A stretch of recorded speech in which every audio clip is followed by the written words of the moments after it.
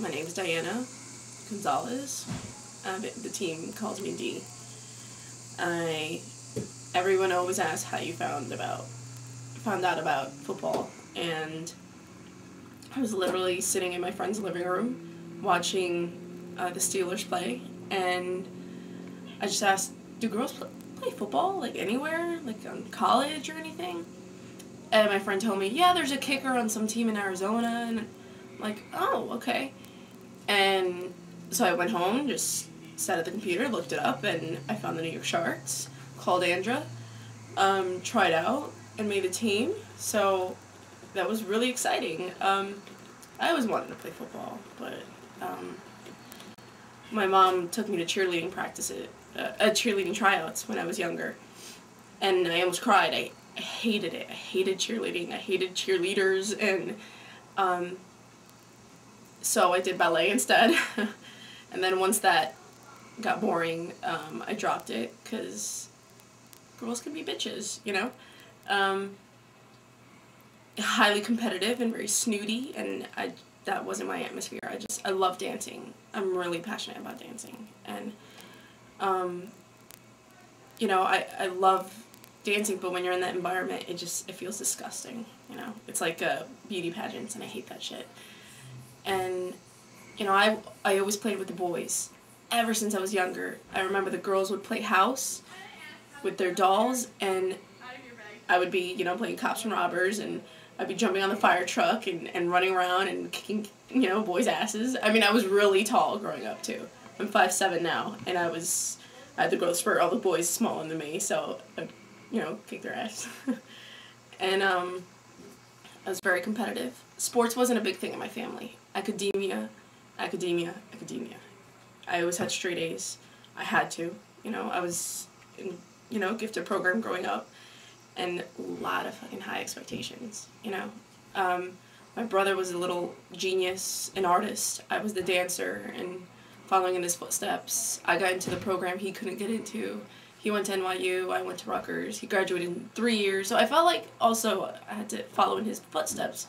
But I wanted to always play sports, but that wasn't accepted in my family, you know, until high school when I started to play volleyball.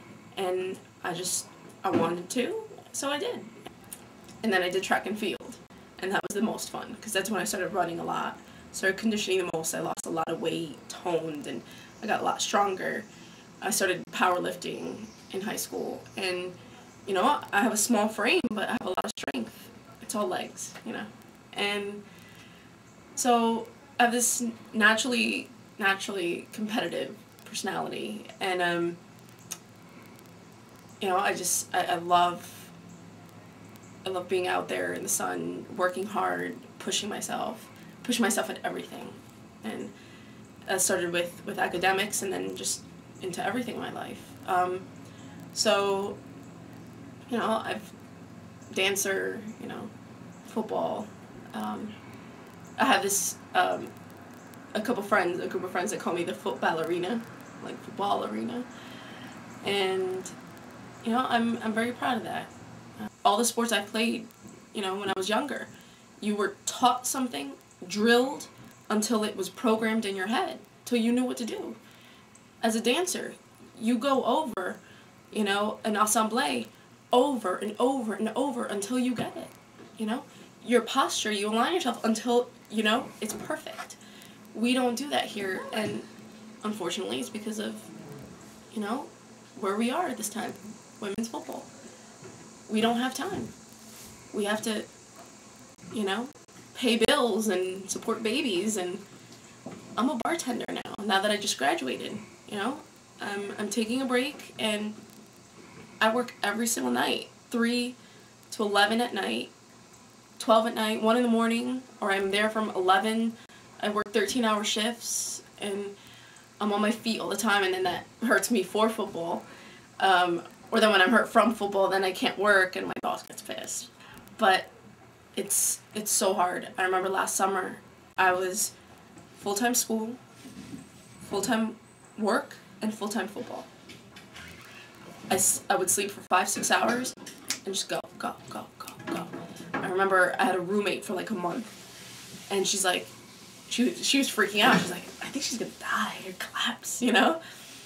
But leaving football wasn't an option. Sometimes I envy the guys that get to play since they're, you know, little kids. And I was a little kid and I couldn't play, you know? So, and it sucks when, you know, especially in our generations where we grow up and we can be anything we want to be, president and this and that, and then you grow up and you're like, whoa, no, I can't. Or at least I can, but people are telling me I can't. And that sucks, you know? Girls just want to have fun, just like boys want to have fun. And our society limits how much fun we can have and how we can have it, you know? Some girls get crazy, and you know, but I'm really, really happy I found this group. It's been the most amazing group of women I ever fucking met in my life. You know, they're just them. You know, you can be you, and they judge you sometimes, just like anyone else, but I think they're a lot more accepting and more loving than other people.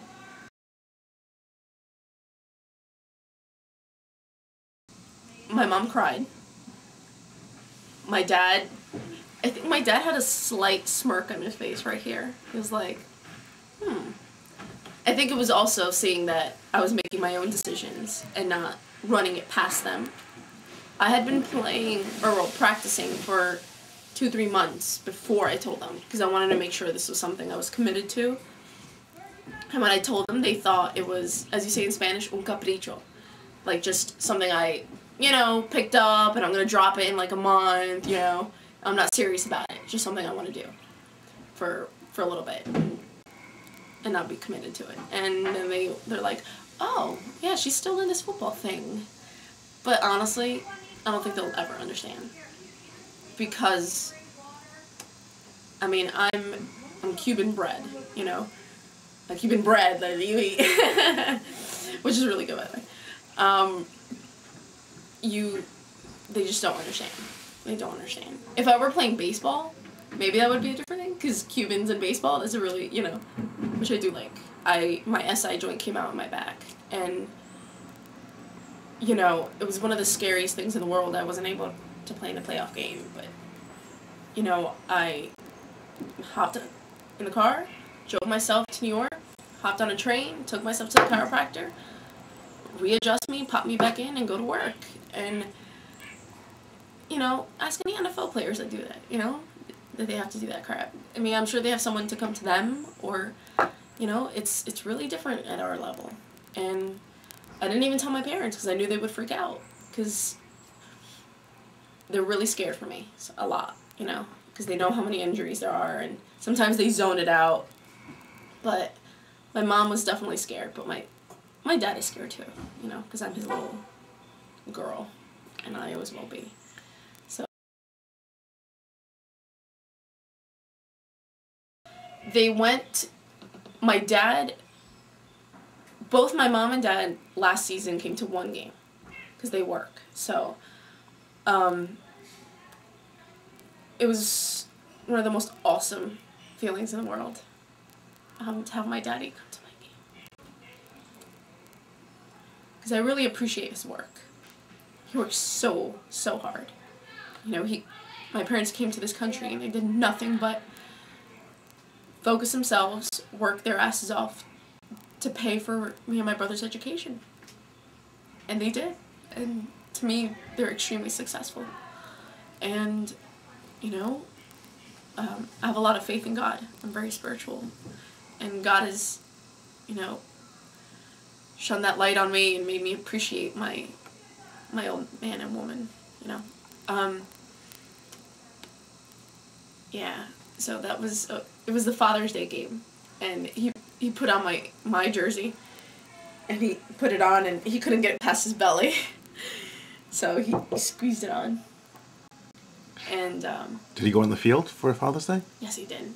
He was next to me, and that felt really good. I saw him run for like the first time in, I think, my life, because he was running late, so he ran, and I was really happy.